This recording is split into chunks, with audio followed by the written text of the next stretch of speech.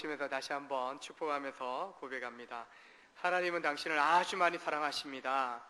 하나님은 당신을 아주 많이 사랑하십니다. 날씨가 추워졌지만 하나님의 사랑은 더 뜨거워지고 여러분 가운데 임하시는 줄로 믿으시길 바랍니다. 신앙생활을 한다고 이야기하면서 이렇게 말하는 분들이 계십니다. 내가 억지로 끌려서 교회에 나와주는 거다. 아내 치마 자락 잡고 내 아들 딸 치마 자락 잡고 손잡고 내가 나와주는 거다 이야기하시는 분들이 계셔요. 억지로 끌려서 나오고 내가 지옥에 가기는 싫고 너무나 두려워서 지옥에 가기는 싫어서 하나님 믿어주고 벌받는 거 두려워서 어쩔 수 없이 예수 믿어준다, 믿는 척 하면서 나온다, 그렇게 이야기하는 분들이 간혹 있습니다. 하나님이 원하시는 신앙생활은 결코 그런 것이 아닙니다. 하나님은 우리와 특별한 사랑의 관계를 맺기를 원하시는 줄로 믿으시길 바랍니다. 친해지기를 원하시는 거예요. 또한 우리에게 생명의 복을 주시기를 원하신다는 것이죠. 하나님 우리와 영원한 생명의 관계로 하나 되기를 원하신다는 것입니다. 요한복음 17장 3절에 영생을 유일하신 참 하나님과 그의 보내신 자 예수 그리스도, 그의 아들 예수 그리스도를 믿는 것이다, 아는 것이다 라고 말씀합니다. 세상에서 모든 관계 끊어지고 모든 것을 잃어버릴지라도 영생을 주시는 하나님과의 관계만큼은 결코 잃지 않으시기를 주의 이름으로 축원합니다. 서로 쳐다보시면서 이렇게 고백합니다. 모든 것을 다 잃어도 주님만은 잃지 마세요. 주님만은 잃지 마세요. 세상 거 다 끊어져도요, 영원하신 하나님과 연결되어 있기만 하면 그것이 여러분에게 힘이 되고 능력이 되고 은혜가 되고 축복이 되는 줄로 믿으시길 바랍니다. 한 율법사가 찾아와서 예수님께 수많은 계명들 중에서 어떤 계명이 가장 큰 계명입니까? 라고 질문을 던졌습니다. 그래서 예수님이 이렇게 대답합니다. 딱 두 문장입니다. 첫째는 주 너의 하나님을 사랑하라. 또 동일하게 두 번째 계명은 너의 하나님, 내 이웃을 너 자신과 같이 사랑하라. 너 자신처럼 내 이웃을 사랑하라. 하나님 사랑, 이웃 사랑, 이 두 가지로 큰 계명, 이 두 가지다. 구약에 10계명의 말씀이 있는데 하나님에 대하여 또 사람에 대하여 주신 그 계명이 있는데 바로 그걸 함축적으로요, 두 가지의 큰 계명을 주시는데 하나님 사랑하라, 내 이웃을 사랑하라, 이렇게 두 말씀으로 사랑하라고 율법의 그 모든 말씀들을요 사랑하라 라는 말씀으로 요약, 완성을 시켜 주시는 것을 보게 됩니다. 그리고 예수님 자신이 그 율법의 완성으로 오셔서 그 사랑의 증거, 확실한 증거로 선물로 주어지셨음을 공생의 가운데 보이시고 십자가를 통해서 나타내시는 것을 보게 됩니다. 오늘 37절의 말씀은요, 신명기 6장 5절의 말씀, 너는 마음을 다하고 뜻을 다하고 힘을 다하여 주 너의 하나님을 사랑하라. 이 신명기 6장 5절의 말씀을 인용해서 예수님께서 답변을 해주신 말씀입니다. 하나님을 어떻게 사랑해야 되는지, 하나님에 대해서 취해야 될 태도가 무엇인지 보여주는 거죠. 마음, 우리의 속사람이에요. 이 속사람 다 드러냈다. 내 뜻, 의지 다 내려놨다. 내 힘, 내 능력 다 내려놨다. 뭡니까? 전인격적으로 내가 희생할 것 다 최선을 다해서 하나님을 사랑하라. 너의 모든 것을 통해서 하나님을 사랑하라. 그렇게 말씀하고 있는 것입니다. 하나님이 우리에게 원하시는 것이 뭘까? 온 마음을, 우리의 중심을 원하신다는 거죠. 우리가 신앙생활을 한다, 마음을 다해 하나님을 사랑하는 것이 우리의 믿음의 생활, 신앙의 생활인 줄로 믿으시길 바랍니다. 초대교회 교회 가운데 에베소 교회가 주님께 칭찬을 받는 모범적인 교회였던 것을 보게 됩니다. 요한계시록 2장에 보게 되면 그들의 행위, 그들의 수고와 인내와 악한 자들을 용납하지 않고 내가 사도다 그렇게 주장하는 자들의 그 거짓을 시험하여서 드러나게끔도 하는 그런 지혜로운 그런 교회였다라고 이야기를 합니다. 그러나 수많은 선한 일들, 하나님께 칭찬받을 만한 그런 일들을 했는데 딱 하나 예수님께 책망받는 말씀이 나옵니다. 그것은 바로 첫사랑, 처음 사랑을 잃어버렸다. 처음 사랑을 잃어버렸다라는 것입니다. 처음만큼 하나님을 사랑하지 않고 있다. 복음을 듣고 예수님을 영접하고 큰 사랑, 큰 은혜를 입었는데 그 사랑이 지금은 너희에게 보이지 않는다. 그렇게 예수님의 책망을 들었다는 것이죠. 만약에 그 처음 사랑을 회복하지 않는다면, 돌이켜 회개하지 않는다면 촛대를 옮기겠다. 하나님의 은혜, 축복의 그 촛대를 옮겨버리겠다. 다른 교회, 다른 사람에게 주겠다라고 말씀하는 것입니다. 여러분 처음 교회에 나오시고 또 믿음 생활 하시면서 인격적으로 주님을 나의 주, 나의 하나님으로 영접하셨을 때 그때를 한번 돌이켜 보십시오. 마음에 큰 아픔이 있고 슬픔이 있었던 때에 주님께서 내게 찾아오셔서 위로하셨던 말씀, 또한 크신 전능하신 손길로 내 영혼을 꽉 잡아주심으로 의지가 되었던 그때, 나 자신조차 나를 사랑할 수 없다라고, 내일 일에 대해서 너무나도 하나님 두려워요, 내일에 대해서 아무런 소망의 빛이 보이지 않는 때에 주님이 찾아오셔서 내가 너의 소망이다, 내가 너의 미래를 내가 책임져 주겠다, 나조차 나를 사랑할 수 없는데 주님이 나를 사랑하신다, 자신의 생명을 내어주기까지 하시면서 나를 사랑하신다 하셨던 그 음성을 듣게 하시고 그 약속을 받게 하셔서 큰 위로, 소망을 갖게 하셨던 그때를 생각해 보면은 참으로 가슴 뭉클해지고, 그때 내가 얼마나 뜨거웠는데, 그때 얼마나 그 사랑 안에 내가 녹았고 또한 큰 기쁨으로 믿음 생활을 했는데 라는 그 처음 사랑의, 주님과의 그 처음 사랑의 그 추억들이 기억나지 않습니까? 처음 신앙생활을 시작하고 믿음을 갖게 되었던 그 청소년 시기에 교회 가는 게 행복했던 것 같아요. 교회 못 가게 하면은 정말 죽을 것 같은 그런 심정. 예배 자리 가는 거, 또 말씀을 읽고 묵상하고 설교의 말씀을 듣는 거, 맨 앞자리에 앉아서 설교 말씀 하나하나 적어가면서 이게 진리다, 그런 감동함을 얻었던 때, 뭐 저만 그랬겠습니까? 이 자리에 계신 우리 믿음의 성도님들 다 처음 주님과의 그 사랑의 끈끈한 은혜를 경험했을 때 그 사랑에 우리의 마음이 녹아지고 우리 인생의 미래가 하나하나 열어지는 것들을 우리가 경험한 줄로 믿습니다. 그런데 지금은 어떠한가? 지금은 여러분 자신이 어떠하다라고 생각하십니까?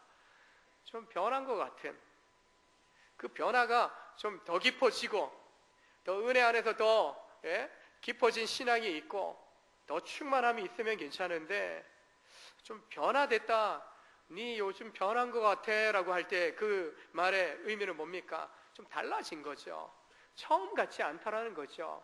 에베소 교회를 향하여 말씀하신 것처럼 믿음의 인생의 경주를 달려가는데 수많은 인생 여정 가운데 핍박이 찾아오고 어려움이 찾아오는 가운데 점점 하나님에게서 멀어지는, 사랑이 식어지는 그 모습 속에서 너희 속에 주님을 향한 그 처음의 그 사랑이 좀 보이지 않는 것 같다라고. 어떻게 사랑이 변할 수 있냐? 사랑이 어떻게 변하니? 영화에 나오는 대사처럼 사랑이 어떻게 변하니? 사랑하기 때문에 결혼하였고 가정을 이루긴 했는데 점점 더 알아가면 알아갈수록 깊은 신뢰, 깊은 친밀함, 더 사랑이 풍성해져야 되는데 당신이 요즘 달라진 것 같아. 여보야, 왜 사랑이 변하는 거야?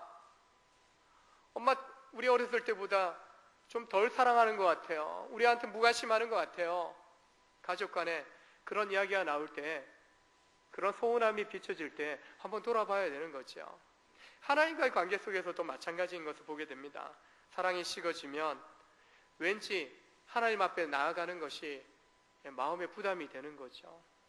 말씀을 읽을 때마다 뭔가 죄책감이 들어요. 그래서 하나님 말씀 앞에 못 서게 해요. 오히려 더 나아가야 되는데 못 나갈 것 같아요. 듣지 않으려고 하는 그런 마음들이 생기게 되는 것이죠. 우리 몸에 다양한 근육이 있고 여러 가지 관절, 신경, 이런 혈관들이 온 몸에 이렇게 퍼져 있는데 잘 사용하지 않는 근육이나 관절들이요, 안 움직이게 되면 점점 굳어지게 되는 거죠. 굳어지게 됩니다. 주님과의 관계도 마찬가지죠. 관계가 멀어지게 되면 말씀처럼 사랑이 식어지게 되고 점점 더 주님에게서 멀리 있는 게 더 편한 것 같은 느낌이 드는 거죠. 주님은 변해버린 우리의 처음 사랑을 회복하기를 원하시는 거죠. 너의 하나님을 사랑하라. 처음 너에게 그 사랑으로 찾아오셨던 주님과 다시 관계를 회복해라. 그렇게 말씀하는 것이죠. 굳어진 상태 속에, 하나님을 등지고 있는 상태 속에 결코 하나님은 방치해버리지 않으십니다. 버려두지 않으신다는 것이죠. 어찌되었든지 우리의 마음을 녹이기를 원하시고 깨어진 마음을 다시 세우기를 원하시고 뻥 뚫린 가슴 속에 하나님의 사랑으로, 은혜로 채워주기를 원하신다는 것입니다. 요한계시록 22장에 보게 되면 하나님과 어린 양의 보좌로부터 수정같이 맑은 생명수의 강이 흘러나온다라고 말씀합니다. 그 생명수의 강이 흘러가는 곳마다 좌우에 생명나무들의 열매를 맺게 되고, 또한 그 잎사귀가 만국을 치료하는 놀라운 치료의 치료제가 된다라고 말씀을 합니다. 생명의 근원 되신 주님으로부터 계속적인 생명수가 공급되어집니다. 그 생명수 안에 사랑이 있고 은혜가 있고 축복이 있는데 그 생명의 근원 되신 주님과 연결되어져야 되고 그 생명수의 은혜 속에 잠겨야 된다라고 말씀하는 것이죠. 생명의 관계, 사랑의 관계로 주님께 연결되어져야만 한다라는 것입니다.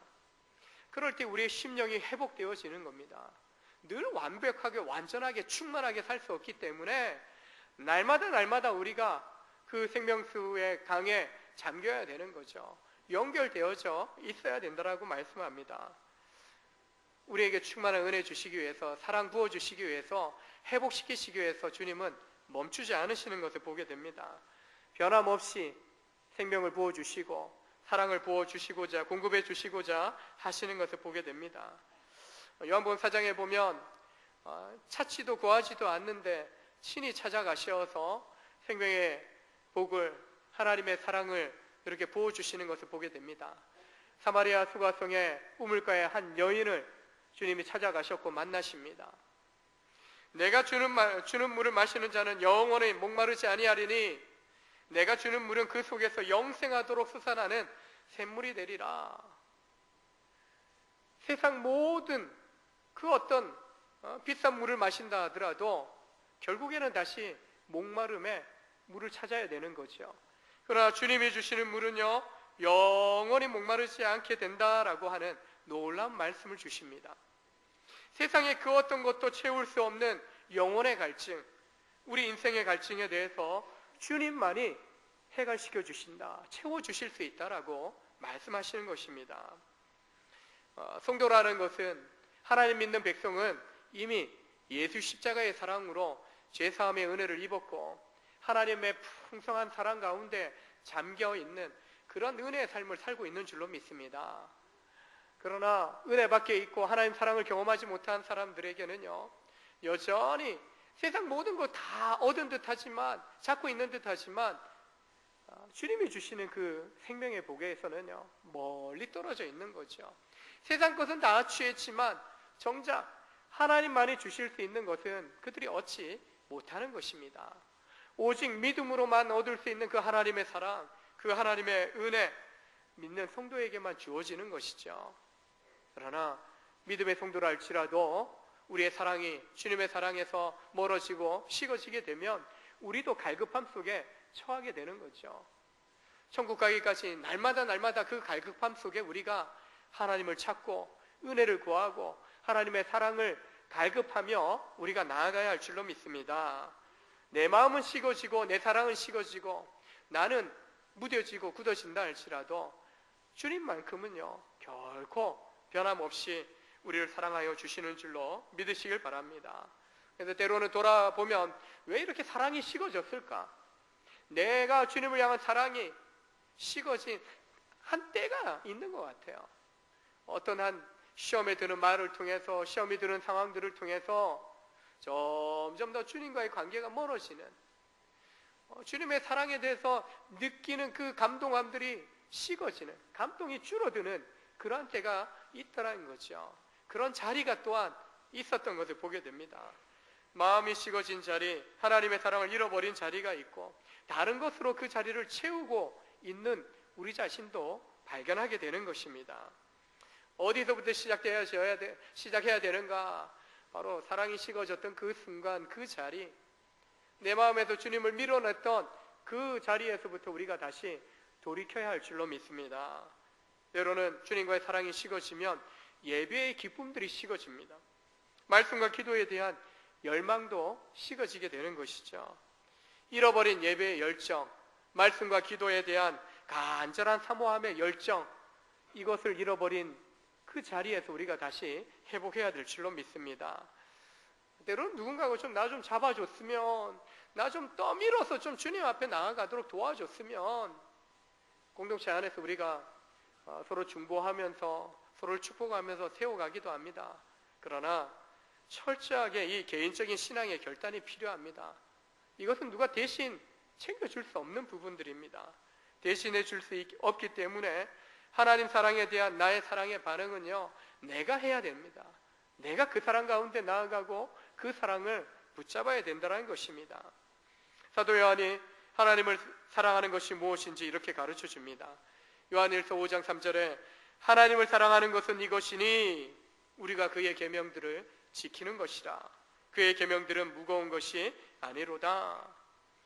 하나님의 사랑의 관계를 회복하고 지켜갈 수 있는 길은요, 하나님의 계명들을 지키는 거다라고 말씀합니다. 나의 계명을 가지고 지키는 자라야, 나의 계명을 지키는 자라야 나를 사랑하는 자니, 나를 사랑하는 자는 내 아버지께 사랑받을 것이고 나도 그를 사랑하여 그에게 나를 나타내리라. 사도행전 요한복음 14장 21절에서 말씀합니다. 우리가 소중한 것일수록, 귀한 것일수록 어떻게 합니까? 내 몸에 달고 다니고 내 몸에 늘 품고 다니지 않습니까? 반지 손에 끼우고 다니고 목걸이 목에 걸고 다닙니다. 귀한 거.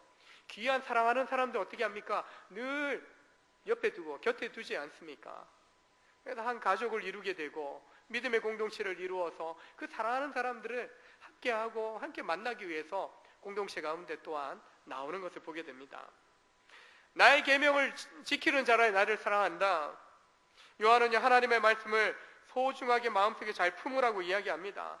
그 소중한 하나님의 사랑, 하나님의 은혜의 말씀, 축복의 말씀, 너의 마음속에, 심령 속에 새겨 넣으라고 말씀하는 것입니다. 이 마음속에 품는 모습을요, 엄마가 아이를 뱃속에 품고 있는 듯한 행복함도 있지만 보호하려고 하는, 이 생명을 아끼고 보호하고 돌보고 지켜주고자 하는 그런, 지켜내려고 하는 그런 마음. 때로 힘들기도 합니다. 그러나 그 생명에 대해서 내 생명처럼 아껴주는 거죠. 하나님의 말씀에 대해서 요한은 그렇게 이야기합니다. 말씀을 그렇게 품고 그렇게 아껴주고 그렇게 사랑하라고 말씀합니다. 그것이 또한 하나님을 사랑하고 하나님의 사랑받는 길이라고 말씀하고 있는 것입니다. 우리의 말과 행동이 어디에서부터 나옵니까? 우리 마음에서부터. 보통 우리가 심장을 가리키는데 마음이 여기 있더라고, 머리에 있더라고 이야기하더라고요. 깨닫는 지혜가 여기에 있어요. 우리의 모든 말이 이 마음에서부터, 생각에서부터 나옵니다. 우리 마음이 무엇을 품고 있느냐에 따라, 우리 생각 속에 무엇이 들어가 있느냐에 따라서 우리의 말과 또 행동을 결정하게 된다는 것이죠. 주님을 사랑한다면 주님의 말씀을 품고 주님의 말씀을 우리의 가슴 속에 새겨놓고 살아간다면, 또한 그 말씀에 순종한다면 주의 사랑을 알아가게 될 것이고, 또한 주님의 사랑을, 우리 또한 주님을 사랑하고 또한 그 사랑함으로 아름다운 사랑의 열매를 맺게 된다라고 말씀하고 있는 것입니다. 사랑하게 되면은 관심이 가죠. 관심이 갑니다. 신혼의 달콤한 시절을 보내는 신혼부부는 아내가 뭐 했는지, 남편이 뭐 했는지 매일매일 궁금한 거죠. 예. 기회만 되면은 까똑 예. 카톡 예. 문자 날리면서 문자 보내면서 뭐 하고 있는지, 때로는 너무 심하면 감시하고 있나 되기도 하지만은 감시가 아니죠. 사랑하니까 관심이 가는 거죠. 궁금한 거죠. 무엇보다도 사랑하면 사랑하는 사람의 말에 대해서, 행동에 대해서 유심히 쳐다보게 되고, 어찌되었든지 사랑하는 사람의 말에 반응을 보이려고 합니다. 가정 안에서 아이들과 간혹 집에 있을 때 아이들이 말을 걸고 뭔가 궁금한 걸 묻기도 하고, 자신의 생각이나 또 자신이 하고 싶은 이야기에 대해서 막 쏟아 넣을 때가 있죠. 근데 그 이야기에 대해서 집중하지 않고 듣지 않고 그냥 딴짓을 하고 있으면은 어린 아이들이지만 이야기하죠. 엄마, 내한테 좀 집중해달라고. 아빠, 내 얘기 듣고 있는 거냐고. 눈을 부라리면서 나 사랑 안 하는 거 아니냐고. 사랑한다면 어떻게 그렇게 무관심할 수 있냐고. 아빠, 내가 지금 뭔 말 했는지 제대로 들었냐고. 사랑한다면 사랑하는 사람의 이야기에 집중하게 되는 거죠. 관심을 갖게 되는 거죠. 무엇을 요구하는지, 무엇을 지금 이야기하고 있는지 제대로 파악하게 되는 것이죠. 마찬가지로 주님을 사랑한다면 주님이 무엇을 원하시는지, 또한 주님이 우리에게 주시고자 하는 것이 무엇인지 그 사랑의 음성에 귀를 기울이게 된다는 것입니다. 사랑한다면 상대의 눈을 바라보면서 상대가 이야기하는 그 이야기에 귀를 기울이고 경청하고, 또한 그들이 요구하는 것에 대해서 들어줄 줄 아는, 반응할 줄 아는 것이 사랑하는 사람의 모습이라는 것이죠. 하나님과의 처음 사랑을 회복하는 길은요, 하나님의 말씀을 듣는 것에서, 하나님의 말씀을 지키는 것에서 다시 시작할 수 있다라고 말씀합니다. 하나님의 마음을, 사랑의 마음을 발견하고 깨달을 수 있는 그 말씀 앞에 서게 될 때, 때로는 내가 식어졌기 때문에 내 마음부터 추스르려고 하지만 내가 내 마음 추스를 수 없는 거죠. 그래서 하나님의 말씀을 지키는 자라야 나를 사랑한다. 주님을 향한 사랑, 내가 발견하고 내가 주님을 향한 사랑을 다시 회복하기 위해서는요, 주님 앞에 나아가야 됩니다. 내가 내 마음 조정할 수 없는 거예요. 주님 앞에 나아가서 내 마음이 이 상태입니다. 주님이 만져주십시오. 내 마음 가운데 비어있는 마음, 굳어져 있는 마음을 주님 녹여주십시오. 채워주십시오. 하나님 만져주십시오 라고 내 마음의 상태를 그대로 고백하고 내려놓을 때 풍성하신 하나님의 사랑의 은혜에 다시 한번 뜨겁게 회복되어지는, 또한 열어지는 그 은혜를 우리가 경험하게 될 줄로 믿습니다. 몰라서 멀어지고 무관심해서 굳어지지만 관심을 갖고 가까이 하면 알게 되고 더 깊은 사랑의 관계로 발전하게 될 줄로 믿습니다. 주님을 더 사랑하기 위해서 주님의 말씀 앞에 나아가시길 바랍니다. 그리고 그 음성 듣고 여러분의 마음이 다시 회복하는, 또한 충만하게 되는 그런 놀라운 은혜로 서게 되기를 주의 이름으로 축원합니다. 우리 몸을 구성하는 지체를 보게 되면 참 다양하고 많이 있습니다. 교회도 그리스도의 몸으로서 수많은 믿음의 성도들이 각각의 지체를 이루어서 한 몸을 이루고 있습니다. 몸된 주님의 교회인데 각각의 지체들이 서로 유기적으로 잘 연결되어져 있다라고 에베소서 5장에서 말씀합니다. 그 사랑의 고리가 사랑이라는 것이죠. 에베소 4장에서 성령의 하나 되게 하신 것을 힘써 지키라. 성령의 하나 되게 하시는 방법이 뭘까? 사랑이라는 겁니다. 사랑. 39절에 두 번째 큰 사랑, 첫째 사랑과 첫째 계명과 동일하다. 그와 같으니라고 시작합니다. 그러면서 레위기 19장 18절의 말씀을 인용하므로 내 이웃을 내 자신과 같이, 내 몸과 같이 사랑하라 라고 말씀합니다. 우리의 가장 가까운 이웃이 누굽니까? 가족이고 그 다음에 가장 가까운 이웃이 바로 옆에 사람 보십시오. 바로 나의 이웃입니다. 예? 당신이 나의 이웃입니다. 예? 가장 가까운 이웃이요, 우리 하나님의 가족된 옆에 앉은 믿음의 성도들이 나의 가장 가까운 이웃인 줄로 믿으시길 바랍니다. 나는 인정하지 않으려고 해도요, 하나님이 그렇게 하나님의 가족관계로 우리를 그리스도의 몸으로 하나 되게 해주셨어요. 가장 가까운 이웃인 겁니다. 예수님은 공생의 3년 동안에 함께했던 동고동락했던 그 사랑하는 제자들에 대해서요, 가장 가까운 이신 그들에 대해서 6월절 전에 마지막 때가 가까운 줄 아시고 자기 사람들, 제자들을 사랑하시는데 끝까지 사랑하셨다라고 요한복음 13장에서 말씀합니다. 끝까지 사랑하셨다. 충만한 사랑을 그들 가운데 부어주시는데 아끼지 않았다는 거예요. 아끼지 않았다는 거예요. 여러분, 부모로서 자녀들을 사랑하는데 요만큼만 사랑하고 나머지는 사랑 안 할래 구분 짓는 분 계십니까? 가끔은 미울 때도 있어요. 계산 들어갈 때도 있어요.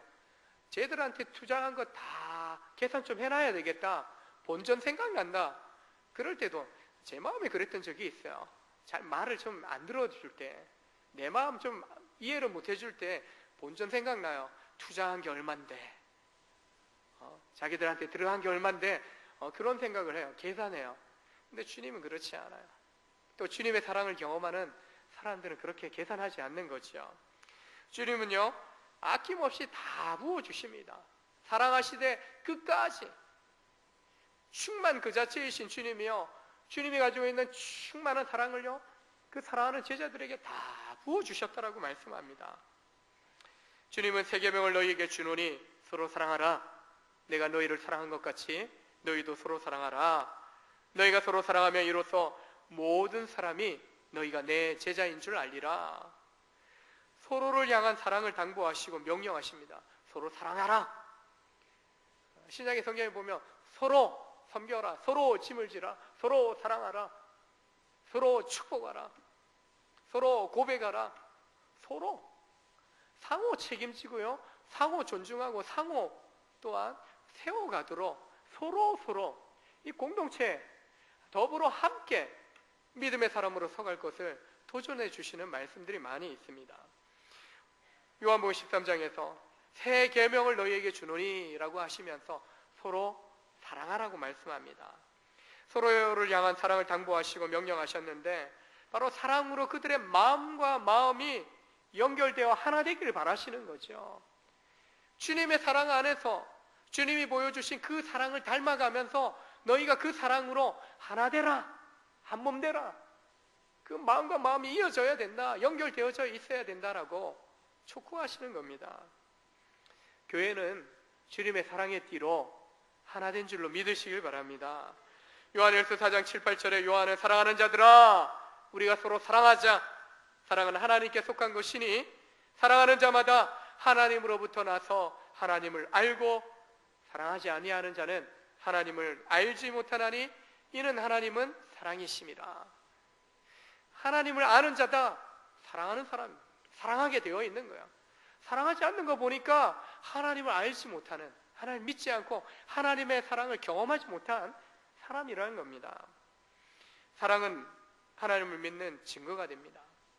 사랑할 때 하나님께서 우리를 하나로 연결시켜 주시는 겁니다. 한 몸에 속한 지체들이요 서로 사랑하게 될 때 제대로 연결되어지고 제대로 소통을 이루는데 생명의 소통을 이루게 되는 것이죠.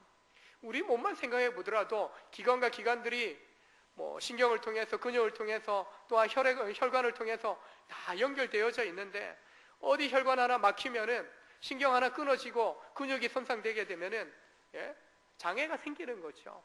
생명의 소통함이 끊어지고 단절되는 거죠. 그래서 몸된 믿음의 성도들도 마찬가지입니다.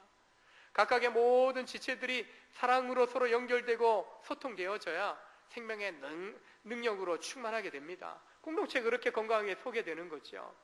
그런데 우리 몸처럼 어디 하나 막히게 되면 끊어지고 또한 서로 마음과 마음의 벽들이 쌓이게 되어지면 공동체의 소통이 안 이루어지게 되면은 생명의 능력들이요 흘러갈 수 없어요. 이 왼쪽 손이 여러분 보시 오른쪽 손처럼 보이죠. 왼쪽 손이 뭔가 제 몸에서 이제 몸에 붙어 있긴 하지만 이게 근육도 단절되어지고 신경도 끊어지고 혈관도 피가 흘러가지 않는다. 지금은 살아있는 듯하죠. 혈액이 흘러가지 않으면 어느 순간 이제 검게 변하고 굳어지고 죽어가게 되는 것이죠. 생명의 소통이 이루어지지 않으면 단절되면요 얘가 죽게 돼요. 얘만 죽습니까? 이게 온몸으로 그 도끼가 죽음의 기운들이 퍼져나가게 되면요, 결국에는요 온몸이 죽게 되는 거예요. 생명력을 잃어버리게 된다는 것입니다. 사랑하지 않으면, 마음을 닫고 소통을 거부하게 되면, 사랑으로 하나 되지 못하면 결국에는 서로의 생명을 빼앗게 되고 서로를 죽이게 되는 결과를 초래하게 된다는 것입니다. 여러분이 생명으로 충만한 가정을 이루기 원하시면, 축복받는 가정을 되기 원하시면, 여러분 부부 안에, 또 부모와 자녀 간에, 또 형제 간에 깊은 사랑으로 충만하시길 바랍니다.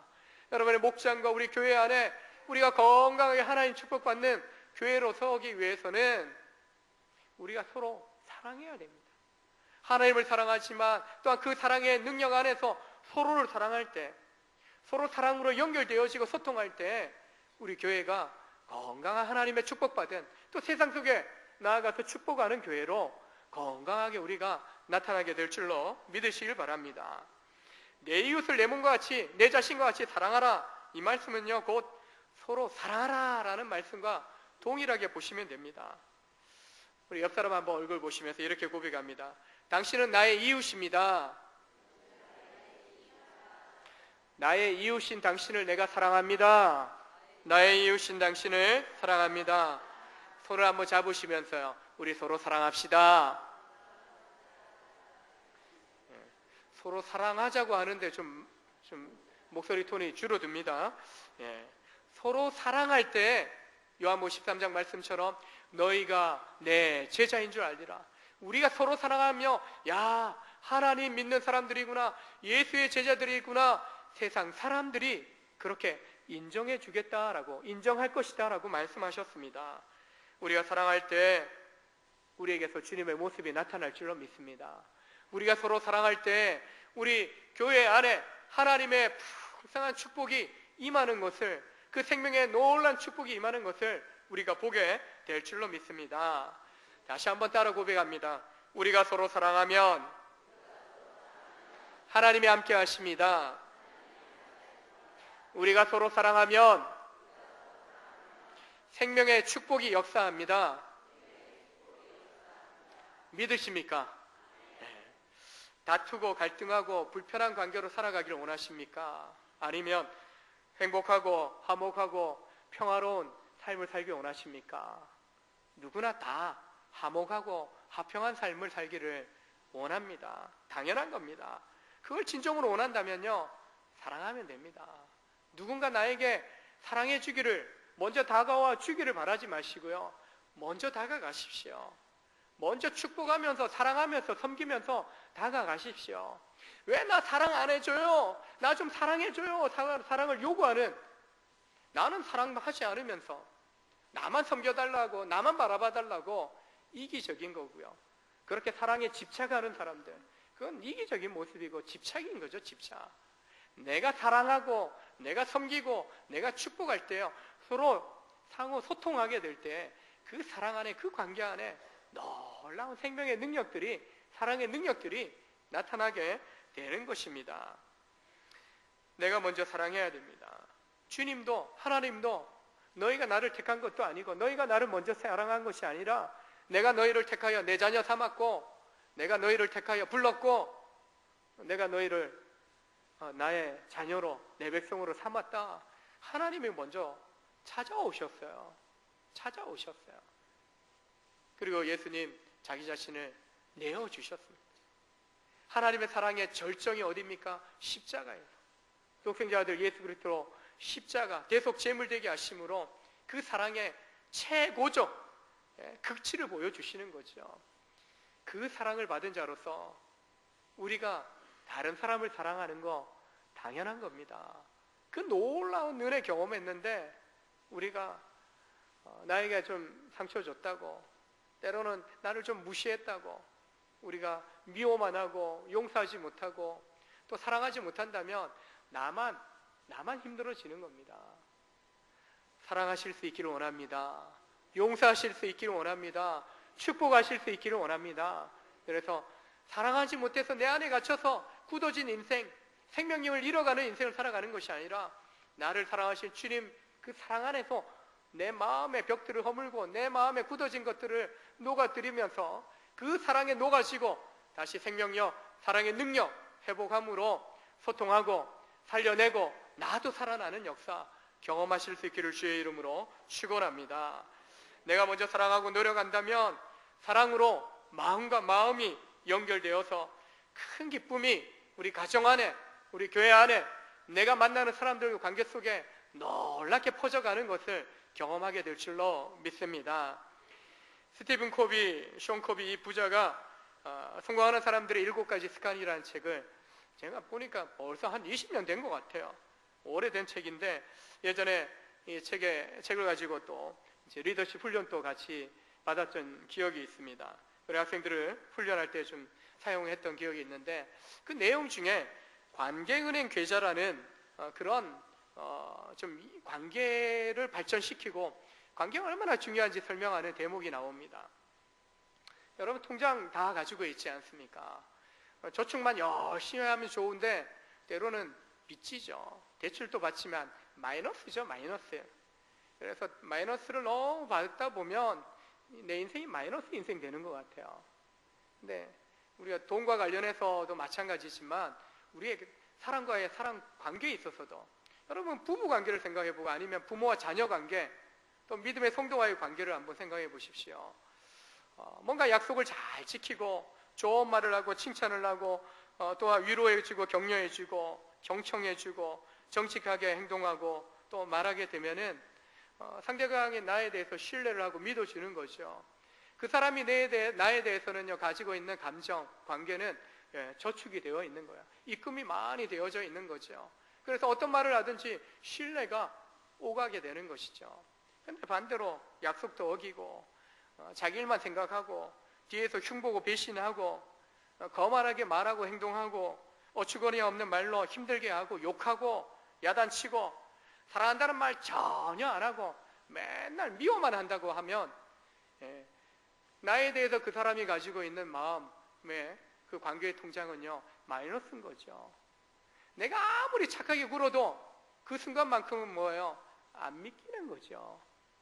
남들에게 저에 대해서 표현한다면 그 사람에게 있어서는요 저 사람 진짜 못된 사람이라고, 진짜 못된 목사라고 그렇게 이야기할 수밖에 없는 거죠. 그러나 아무리 마이너스 상태일지라도 부부 간에, 부모와 자녀 간에, 형제 간에, 성도 간에 그 마이너스를 극복하면 정말 관계를 회복하기 위한 저축하는 그런 관계로 신뢰들을 쌓아간다면 마이너스에서 계속 이제 통장의 잔고가 이제 입금되면서 늘어나게 되는 거죠. 이거는 늘 시시각각 바뀌어질 수 있는 거죠. 인출만 하면 문제이지만 예금을 계속하면 좀 든든하지 않습니까? 관계에 있어서도 마찬가지죠. 사람의 관계도 그러하지만 하나님과의 관계도 그래요. 우리에게 있어서 하나님은 늘 충만하죠. 늘 든든한 뼈. 왜요? 모든 재물뿐만 아니라 내 인생의 모든 것에 대해서 책임진다라는 약속이 있으니까 결코 사람처럼 왔다 갔다 하지 않으시니까 나에게 있어서 하나님은 충만하고 늘 잔고가 든든한 거죠. 근데 하나님 앞에서 우리는 어떠한가? 나는 어떠한가 한번 살펴보시기 바랍니다. 어느 정도 채워져 있는지. 채워진 거 하나도 없고 바닥이고 마이너스 상태다. 문제될 수 있는 거죠. 마이너스 상태인데 남아있는 것이 하나도 없는데 주님 이거 들어주십시오. 내가 네 뭐 믿고 그거 들어주냐? 그런 상태가 아니라 만약 그런 상태라면은 신뢰를 쌓아가야 되죠. 그 신뢰를 회복해 가야 되는 것이죠. 사랑이 식어지고 또한 말씀에 대한 불순종으로 하나님의 신뢰의 관계가 끊어져 있다면 하나님의 말씀 속에서 다시 그 사랑의 관계를 회복해 가야 되는 거죠. 오늘 말씀처럼 하나님을 사랑함으로 동일하게 이웃을 사랑함으로 말씀을 지키고 행함으로 순종함으로 주의 뜻을 이루어감으로 내 마음과 뜻과 모든 힘을 다하여 하나님을 사랑할 때 내게 주신 그 생명대로 축복대로 내가 남을 축복하고 사랑하는 그 섬기는 삶을 살아갈 때 주님과의 관계 속에서 관계의 그 잔고가 점점 더 많아지게 되는 것이죠. 그 상태에서는 어떤 길로 가든지 주님이 축복하게 되신 것 믿고 또한 우리 가운데 역사해 주시게 되는 것이죠. 이웃을 사랑한다는 것은 우리가 하나님을 사랑한다라는 증표가 되는 것입니다. 만약 하나님을 사랑한다고 하면서 가족이나 이웃에 대한 의무를 소홀히 한다면 그것은 잘못된 것이다 라고 말씀합니다. 요한일서 4장 21절에 누구든지 하나님을 사랑하노라 하면서 그 형제를 미워한다면 이는 하나님을 사랑한다라는 그 말이 거짓말이 된다. 형제를 사랑하지 아니하는 자가 보지 못하는 바 하나님을 사랑할 수 없다. 보이는 곁에 있는 형제도 사랑할 수 없으면서 보이지 않는 하나님에 대해서 사랑한다 그렇게 말하는 것은 빈말, 거짓말이라는 것입니다. 이웃에 대한 사랑은 거룩하신 하나님의 명령이요 다른 선택 없습니다. 순종하는 것이 바로 하나님의 사랑이 되고 또한 그 사랑 가운데 순종한 가운데 하나님께서 놀라신 은혜와 복으로 또한 우리 가운데 역사하시는 것을 보게 됩니다. 하나님의 사랑을 받은 자로서 하나님을 사랑하고 이웃을 사랑하라는 이 말씀에 순종하는 것이 우리에게 주신 복음이요 또한 그 복음과 함께하는 우리 삶의 놀라운 능력이 되는 줄로 믿습니다. 하나님을 사랑한다는 것과 이웃을 사랑하는 것이 동일하게 그와 같다라고 분명하게 이야기합니다. 곁에 있는 가족을, 이웃을, 형제, 자매를 사랑함으로 그들을 사랑하지만 하나님을 향한 사랑을 내가 실천하는 것인 것을 믿으셔야 됩니다. 나의 구원을 위하여 내가 축복받는 삶을 위하여서 노력하기도 하지만 이웃을 돕고 내 주변의 형제 자매를 돕고 또한 섬기는 것도 우리가 힘쓰게 될 때 동일하게 하나님이 우리를 축복하신다는 것입니다. 사랑이신 하나님은 우리가 사랑하며 살아갈 때 그 모습에 영광을 받으시고 기뻐하시는 줄 믿습니다. 그래서 우리가 살아가는 곳에 하나님이 역사하십니다. 은혜를 베푸시고 축복하시는 것입니다. 새로운 한 해를 열어가면서 새 계명을 너희에게 주노니 서로 사랑하라 하신 그 말씀에 순종함으로 주의 영광이 나타나고 또한 하나님 사랑, 이웃 사랑을 통해서 우리의 가정이, 우리의 교회가 세상 속에서 주님을 나타내고 보여줄 수 있는 그런 놀라운 능력의 은혜의 통로로 쓰임 받으실 수 있기를 주의 이름으로 축원합니다. 함께 기도하며 나아갑니다. 하나님,